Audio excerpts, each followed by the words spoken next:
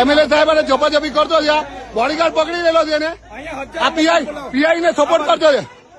આજે ઝઘડિયાની જીઆઈડીસી ની કંપનીમાં બ્લાસ્ટ થવાથી 16 લોકો આ પીઆઈ કંપનીને બચાવે છે. વાઘેલા કરીને પીઆઈ છે, કંપનીને બચાવે છે અને આ જેમના પરિવાર સાથે આ બન્યું છે એમને ધમકાવે છે અને ખોટી એફઆઈઆર કરવાની અમને બધાને ધમકી આપે છે. એટલે તમામ લોકોને મારી વિનંતી છે, આ કંપનીના લોકેશન પર બધા જ અહીંયા આવે, કેમ કે આ 16 પરિવારો દાઝેલા છે, 2 જણના મૃત્યુ થયા છે. 3 દિવસથી 4 દિવસથી કંપની જવાબ નથી આપતી.